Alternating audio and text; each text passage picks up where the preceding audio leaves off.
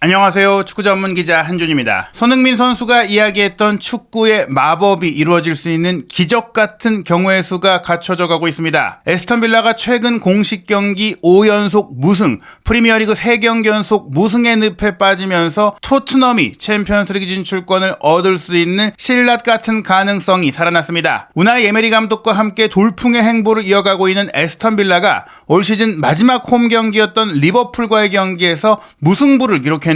패배 위기에서 간신히 승점 1점을 얻었지만 구단 역사상 첫 챔피언스리그 참가를 확정하기엔 모자란 점수였습니다. 에스턴 빌라가 이번 리버풀과의 경기 왜 이기지 못했는지 경기 주요 장면과 세부 기록을 통해 분석해드리겠습니다. 2023-2024 시즌 프리미어리그 37라운드의 마지막 경기였습니다. 에스턴 빌라가 리버풀과의 홈 경기에서 3대3으로 비기면서 승점 1점을 추가했지만 68점에 멈추게 됐습니다. 즉 토트넘 허스퍼가 현재 63점이기 때문에 두 경기를 남겨둔 가운데 모두 승리할 경우 69점이 될 수 있고 에스턴 빌라가 프리미어리그 최종전에서 패배한다면 5위로 내려갈 수 있는 상황이죠. 물론 리버풀이 이기고 경기를 끝냈다면 에스턴 빌라가 최종 라운드에서 비기는 결과가 나와도 토트넘을 초월할 수 없는 상황이 될 수 있었어요. 그런 점에 있어서 에스턴 빌라 입장에선 이번 무승부가 의미 없다고 할 수는 없는데요. 다만 최근 돌풍의 행보를 이어가고 있는 올리버 글라스너 감독 체제의 크리스탈 팰리스가 에스턴 빌라의 마지막 경기 상대이고 특히 크리스탈 팰리스의 안방에서 열리는 경기라는 점에 있어서 매우 험난한 여정이 예상됩니다. 에스턴 빌라는 말씀드린 대로 최근 흐름이 좋지 않습니다. 우승 경쟁을 펼치고 있는 현재 선두 아스널을 격파한 이후 최근 7번의 공식 경기에서 한 번밖에 승리하지 못하며 유로파 컨퍼런스 리그 준결승에서 탈락했고 프리미어리그 4위를 조기에 확정할 수 있는 기회도 놓쳤습니다. 유로파 리그 올림피아코스와의 4강 1, 2차전을 모두 패배한 에스턴 빌라는 첼시와의 홈 경기 2대2 무승부, 브라이튼 앤 호브 알비온과의 원정 경기 0대1 패배에 이어 이번 리버풀전까지 3대3으로 비기면서 홈 경기가 더 많았음에도 불구하고 승리를 거두지 못하고 있는데요. 하지만 이번 경기 에스턴 빌라의 경기력 자체가 나빴던 것은 아니었습니다. 프리미어리그의 공격수 출신인 클린턴 모리슨이 BBC 라디오의 해설자로 나와서 이 경기가 3대3으로 끝났지만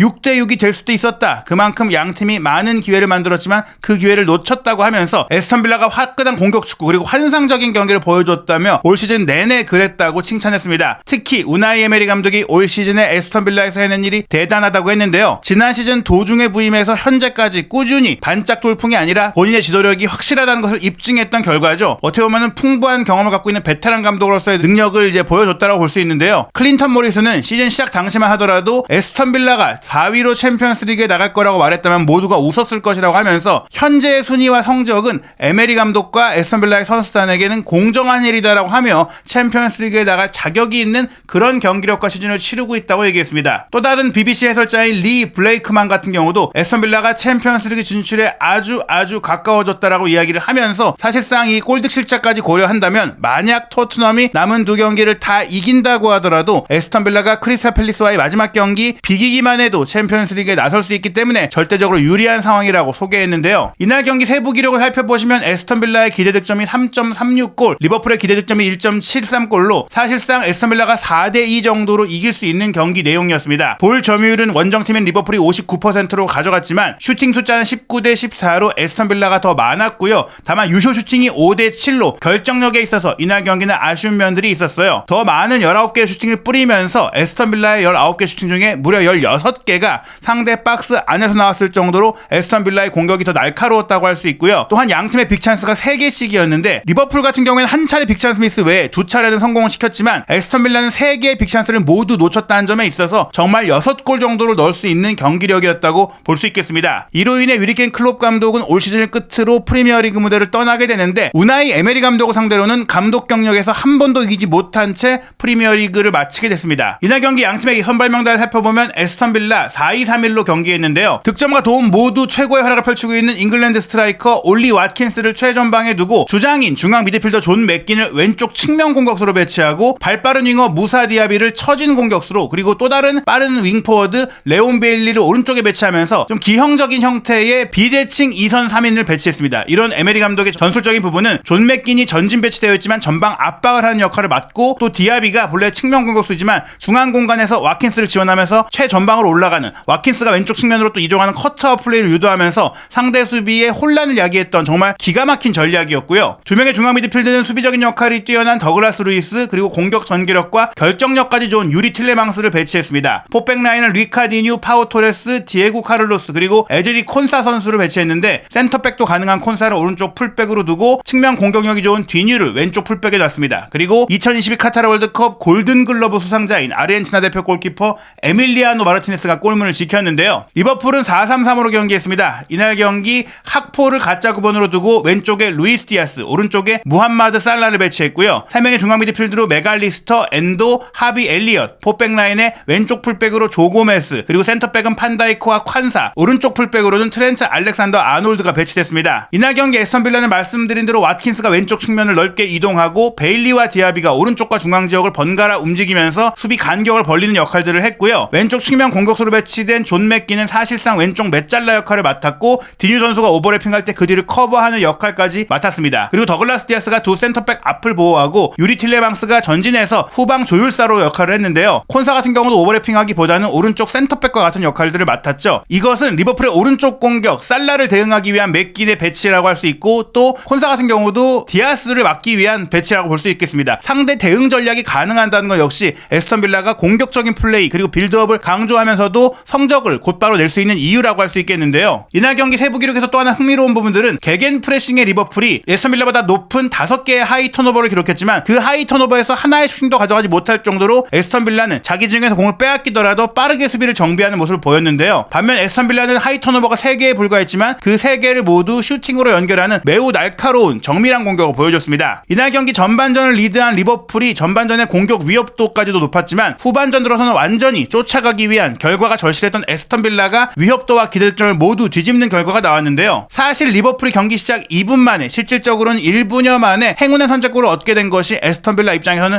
불운이었어요. 최근에 좋은 폼을 보이고 있는 하비 엘리엇이 오른쪽 측면에서 살라와 2대1 패스를 주고받으며 우측을 파고들었거든요. 여기서 하비 엘리엇이 문전으로 디아스의 침투에 맞춰서 연결한 크로스 패스를 에밀리아노 마르티네스 골키퍼가 충분히 처리할 수 있었는데 이 공을 무리하게 잡으려다가 빠뜨렸고 빠뜨린 공을 다시 끌어내려다가 미끄러뜨리면서 자책골을 기록하는 황당한 골이 나왔던 것입니다. 이 골이 정확하게는 61초 만에 나온 자책골로 프리미어리그 역사상 2014년 4월에 있었던 사우샘튼과의 경기에 치르던 에버튼의 안톨린 알카라스 선수가 기록했던 54초 만의 자책골 이후 역대 두 번째로 빠른 자책골 실점이라고 하는데요. 게다가 마르티네스 선수는 이번 경기를 통해서 프리미어리그 역사상 자신의 세 번째 자책골을 기록하면서 역대 프리미어리그 최다 자책골 기록 골키퍼라는 불명예까지 안게 됐습니다. 이 실책 이후 그래도 왓킨스가 에스턴 빌라를 구하는 멋진 플레이를 선보였는데요. 전반 12분에 왓킨스가 왼쪽 측면을 개인 능력으로 돌파해놓고 모든 리버풀 수비가 문전을 에워싸고 있자 뒤쪽에서 편안하게 있던 틸레망스를 보고 침착하게 컷백을 뒤로 빼줬어요. 그리고 틸레망스는 많은 수비수들이 문전을 에워싸고 있었지만 빈틈을 정확하게 찾아서 프리 상황을 확실하게 이용하면서 오른발 슈팅으로 1대1 동점골을 넣었습니다. 하지만 이 경기는 초반부터 난타전 양상으로 벌어졌는데요. 전반 23분에는 우측에서 공격을 전개하던 살라 선수가 왼쪽으로 크게 전환 패스를 내줬고 루이스 디아스가 이 패스를 받았는데 왼쪽 풀백으로 출전한 조 고메스가 깜짝 오버래핑으로 그 뒷공간으로 치고 들어왔고 고메스를 향해 디아스의 전진 패스가 나왔는데 여기서 또 한 번 영리한 플레이가 나옵니다. 침착하게 고메스가 문전 우측 반대편으로 침투하던 학포를 보고 절묘한 수루 패스를 내준 것을 학포가 가볍게 밀어넣으며 2대1을 만든 것이죠. 이 장면은 오프사이드 점검을 통해서도 확실하게 득점이 인정됐는데요. 다만 리버풀은 전반전 종료 직전 전반 추가 시간 6분에 학포의 로빙 패스를 받은 아놀드의 컷백을 살라 선수가 완전히 골문이 열려있던 상황에서 마무리할 수 있었지만 허공으로 슈팅을 날리면서 빅찬 스미스가 나와 3대1까지 벌리지는 못했습니다. 전반전 그래도 에스턴 빌라가 기대득점 1.90골로 더 많은 기회를 만들었었고 슈팅도 8대6이었습니다. 그러나 유효 슈팅이 한 번밖에 없었다라는 점 빅찬스 2개를 모두 날리면서 전반전에 끌려가게 됐는데요. 게다가 후반 시작 3분 만인 48분에는 프리킥 기회에서 엘리엇이 올린 왼발 크로스를 수비수인 칸사 선수가 껑충 뛰어올라서 연결한 헤더 슈팅이 붕 떠서 골문 구석으로 향하면서 마르티네스 골키퍼가 닿을 수 없는 곳으로 빨려 들어갔습니다. 이로 인해 리버풀이 3대1까지 만들었기 때문에 이제는 어떻게 보면 토트넘 입장에서는 골득실차까지 좁혀줄 수 있는 긍정적인 흐름이 이어지고 있었어요. 하지만 이후에 선수 교체가 경기 흐름을 또 한 번 바꾸게 됩니다. 53분 올리 와킨스의 골이 VAR 체크를 통해 취소된 가운데 63분 틸레망스를 빼고 차니올로를 투입했던 에스턴 빌라는 이 차니올로 선수가 79분에 부상으로 인해 다시 내려올 수밖에 없었는데 그때 교체 투입했던 어린 공격수 존 듀란 선수가 추격골과 동점골을 연달아 터뜨리면서 전화위복의 활약을 하게 됩니다. 반면에 3대1 리드 상황에서 리버풀은 75분과 76분에 학포와 엘리엇, 디아스와 엔도 등 좋은 경기력을 펼치던 4명의 선수를 동시에 빼게 되는데요. 이로 인해 투입됐던 누네스, 흐라벤베르, 존스, 소보슬라이가 그닥 인상적인 경기력을 보이지 못하면서 다잡은 승리를 놓치게 됩니다. 특히 경기 막판 집중력이 크게 흔들렸는데요. 경기 종료를 앞둔 85분 후방 빌드업을 무리하게 진행하던 가운데 실수가 발생합니다. 알리송 골키퍼가 판다이크에게 내주고 판다이크가 에스턴 빌라 선수 4명이 전방에서 박스형 압박을 시도하고 있을 때 메갈리스터에게 패스를 내줬는데 메갈리스터가 이 공을 흘리면서 전진하려고 하다가 공을 확실하게 확보하지 못했어요. 그러한 가운데 교체로 들어온 에스턴 빌라 미드필더 체인버스가 이 공을 차단함과 동시에 듀란에게 공을 연결해줬고 듀란이 가운데로 치고 들어오면서 시도한 왼발 슈팅으로 골문 구석 하단을 정확하게 찌르면서 3대2로 한 골을 따라잡게 됩니다. 그 직후에는 사실 리버풀이 다시 앞서갈 수 있는 기회가 있었는데요. 커티스 존스의 스루 패스를 받은 누네스가 1대1 기회를 깔끔하게 웬일인지 마무리하는 장면이 나왔는데 한 발 앞서 침투하면서 오프사이드 트랩에 걸렸던 것이 확인이 되면서 이 득점은 인정을 받지 못했습니다. 그리고 이 득점이 인정받지 못한 직후 센터백인 파우 토레스의 전진 패스를 받은 디아비 선수가 중앙 지역에서 폭발적인 드리블로 공을 운반하다가 듀란 선수를 향해 스루 패스를 보냈는데 이 스루 패스를 사실 듀란 선수가 제대로 포착하지 못한 상태에서 듀란의 발을 맞고 굴절돼서 튀어오르는 말도 안 되는 행운이 펼쳐지면서 알리송 골키퍼가 막을 수 없는 독수리 슛 같은 형태가 되면서 골대 안으로 빨려 들어간 3대3 동점골이 된 것입니다. 그 이후까지도 에스턴 빌라가 마치 역전골까지 노릴 수 있을 정도의 기세를 보였지만 결국 경기는 3대3 무승부로 끝나게 됐는데요. 에스턴 빌라의 주장 존 맥기는 마지막까지 정말 대단한 노력을 펼쳤고 운도 따랐다라고 이야기하면서 특히 이 동점골 상황에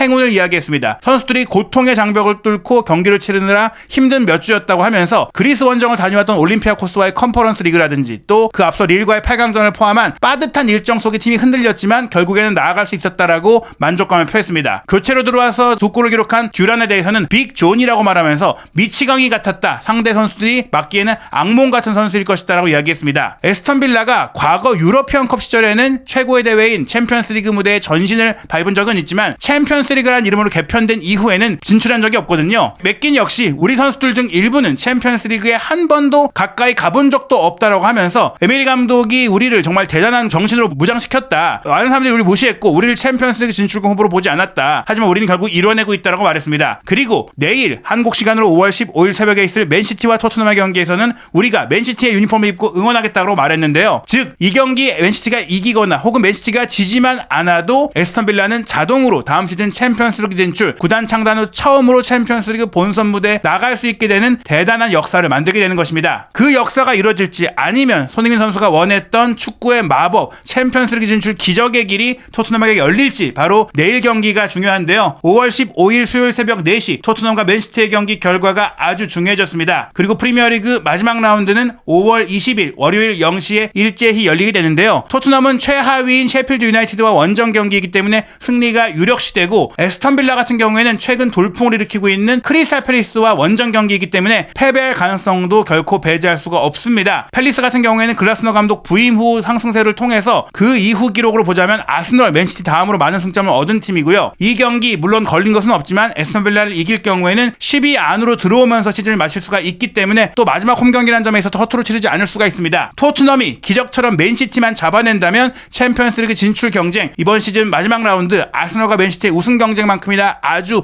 뜨겁게 펼쳐질 텐데요. 과연 마지막 역전 드라마가 펼쳐질 수 있을지 한준TV와 함께 2023-2024 시즌 프리미어리그의 마지막 일정 모든 소식, 최신 소식도 확인하시기 바랍니다.